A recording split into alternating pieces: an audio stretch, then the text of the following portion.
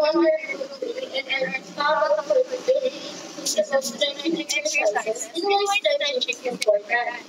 So, stretching is form of physical exercise in which your specific muscle areas are literally flexed or stretched in order to improve the muscle elasticity and achieve comfortable muscle. So, ang stretching po ay isang pinaka-ehersisyo kung saan ang partikular na halaman o ilibig is i-stretch o pinakabalan upang mapapauli ang pakiramdam ng elasticidad ng kalandan at ang magagamit ng pagkakatiko ng kalandan.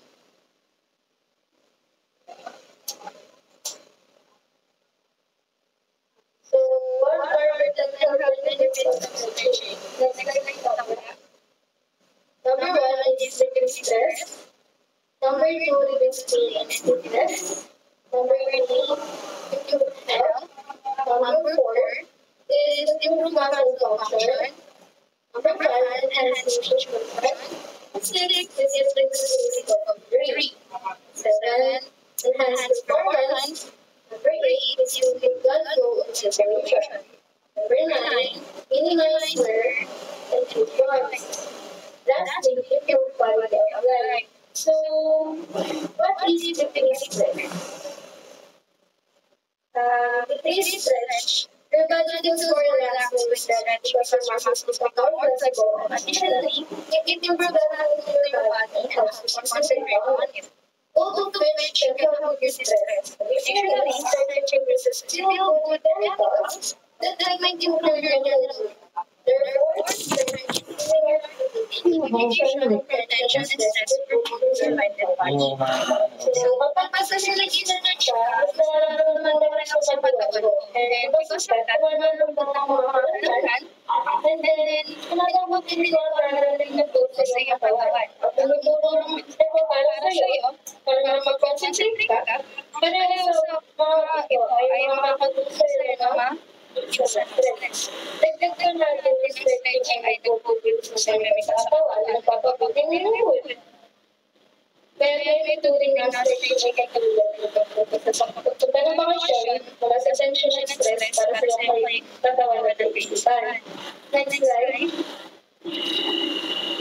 Reduce pain and stiffness. May allow your joints and muscles to relax. Stretching helps reduce tension and soreness.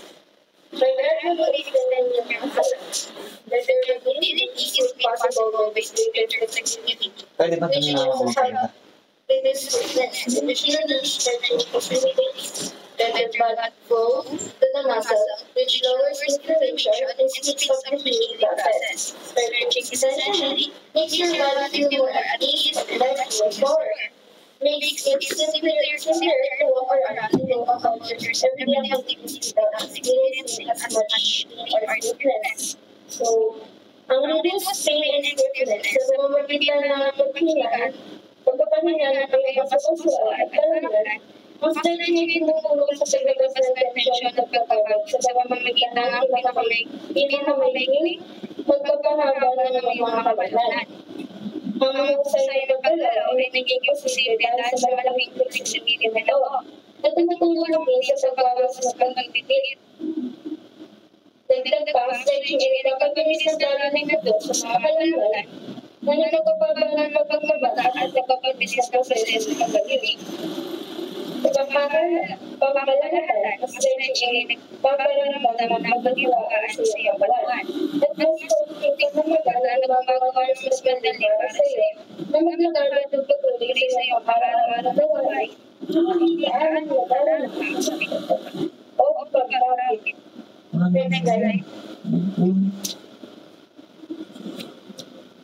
So, improve health, like Roman Patavia.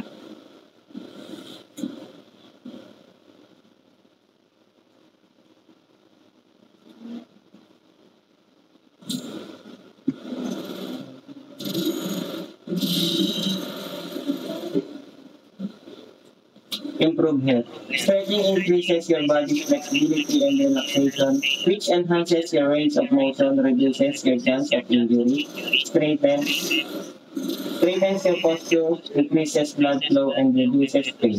It's similar to providing your body with a mild workout routine that keeps it in good condition and feeling wonderful. Yung stretching po ay nagpapataas ng kakayahang lumikha ng maraming posisyon ng katawan at nagpapaluwag sa iyong kalamnan. Na nagpapabuti sa iyong galaw, binabawasan din ito ang tsansa ng pagkakaroon ng sakit. Nagpapantay sa iyong postura, nagpapalakas ng daloy ng dugo at nagpapabawas ng sakit. Katulad ito ng pagbibigay ng banayad na routine ng ehersisyo sa iyong katawan na nagpapanatili ito sa mahusay na kondisyon at nagpaparamdam ng kahangahangang pakiramdam. Improve muscular function. Your muscles function between when they are more flexible and relaxed, which is achieved through stretching. Also, it facilitates easier movement and keeps your muscle from feeling tense or inflexible. Yung mga kalamnan po ay gumagana ng mas mahusay kapag sila ay mas malambot at nakarelax. Na nakakamit sa pamamagitan ng stretching. Bukod dito, ito ay nagpapadali ng pagdalaw at napapanatili ng hindi nagmumukhang masakit o hindi gumagalaw ang iyong mga kalamnan. Next po, RD.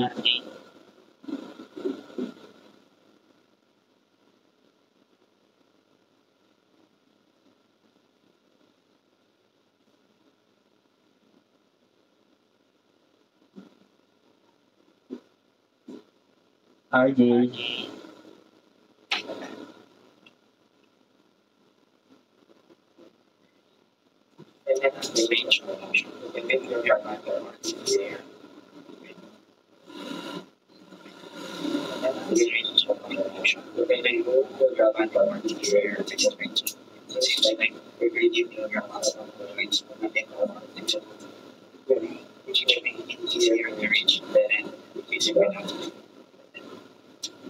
So,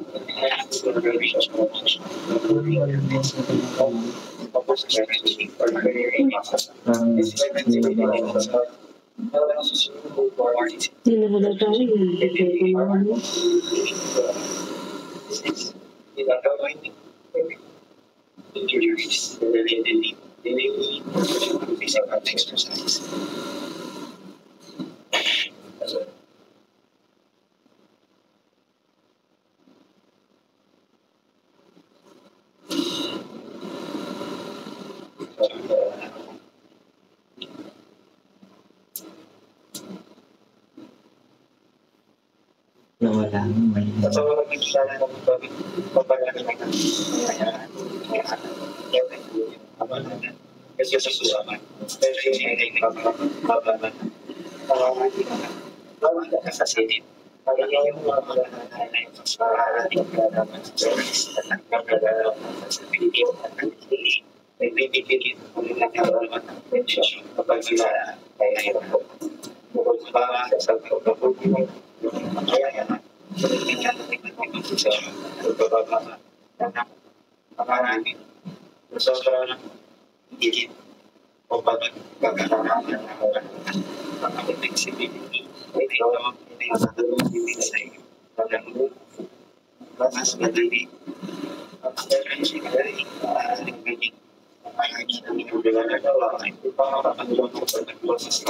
Pagkaraniwan ng video na nakaraang video.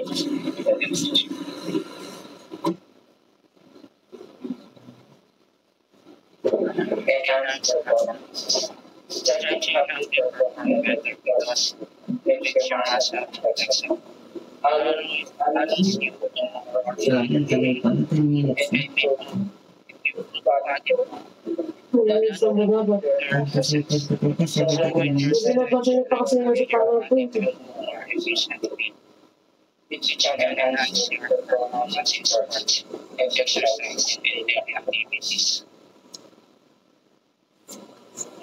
Kaya magod dinadry rin yung ganyan recording. Hindi ka kasi nakikinig sa akin. Well, sana po.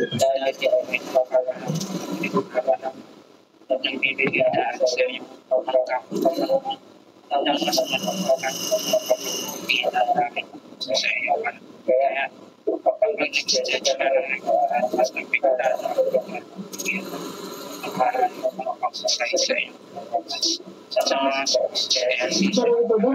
Oo. Eh, bahala ka. Pero hindi mo mo i-upload yung 30 minutes ba?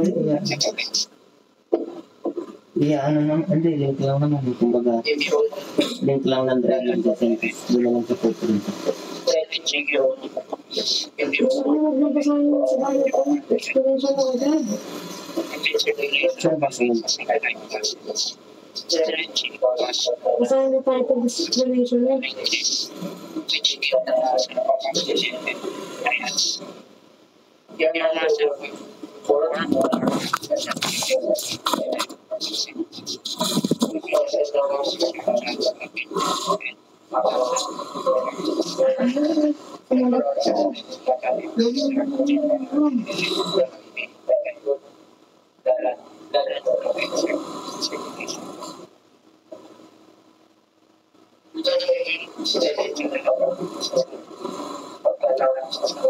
Ay, kaya yung explanation sa naman.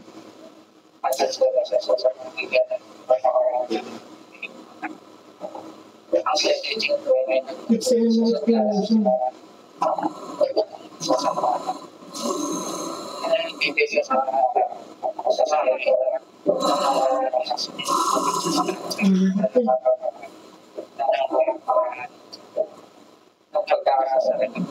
Pero hindi mo naman sila sa akin.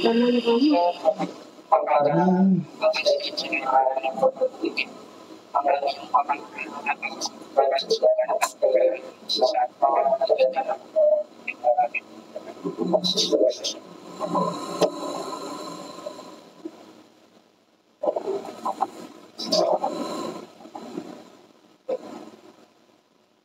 Minimize the clear evidence. Ang mga naman ay maaaring nila sa mga kasupasuan na nagdudulot ng confusion sa mga report na nagpapakalaan ng individual na sinakasakit. However, may nagmamadali ng balansin at malalambot ng mga kalimutan na nagpapabawas na nakapunasyon sa iyong mga kasupasuan. Kaya nagpapabawas ng mga kalimutan o nagtitindong pag-ibig sa pamamagitan ng pagkakalaan sa pamalaan sa iyong mga kasupasuan sa pagkakalaan. Kaya makakasyon sa panagbilang ng kasulun at pamagitan ng mga kasupasuan sa pagkakalaan sa pamalaan sa pamamagitan ng setting sa iyong araw-araw na gawain. Next slide po. With good quality of life. Ang iyong paggawa ay nagiging mas kalala at malambot dahil sa pagkakas na magkakalilig sa paggawa at pagganap ng mga gawain tulad ng pagbila, paggulugtog at pagkahol. Ang alin sa ipalimos na mas kaunting sakit at pagkakit na nagpapabuti sa kapasilahan sa mga araw-araw ng mga gawain. Kaya ang pag-search, araw-araw ay iyong maaaring mga kabuti sa kalidad ng iyong buhay at magpapabuti sa iyong kapasilahan.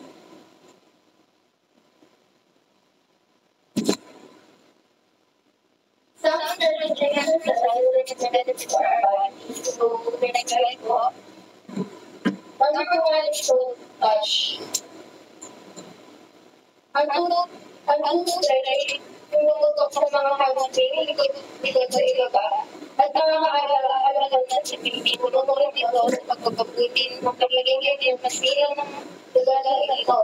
Na maaaring nagpalakas sa pagkakalaan ng kapalaran ng kapat at gawas ng pangalan ng pagkakasalitin sa panahon ng sinagang mga gawin. Next slide is jumping jacks. Ang jumping jacks ay tumulong sa pagtaas ng kanyang heart rate, pagpalabas ng dami ng dugo, at pagpapatigil sa iyong mga kalagnan. Dito maganda para sa pagkakagat ng physical na gawin. Next slide. So next is yung knee chest. Ang knee chest stretching ay maaaring nagpapugis sa pagpapaiksi, pagpapamitsi, at pagkalaw sa ibaba ng likod at talakang. Pero kung mga sasubok sila ng basura, at may gamit silang pagkalaw. At ay nakapagkabay o pagpapagkabay.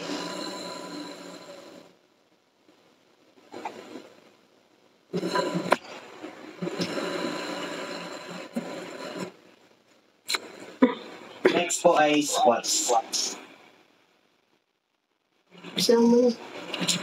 Ang squats ay maaaring makatulong sa pagpapabuti ng pagiging maliksi at paggalaw sa mga balakang, tuhod at bukong-buko. Sa pamamagitan ng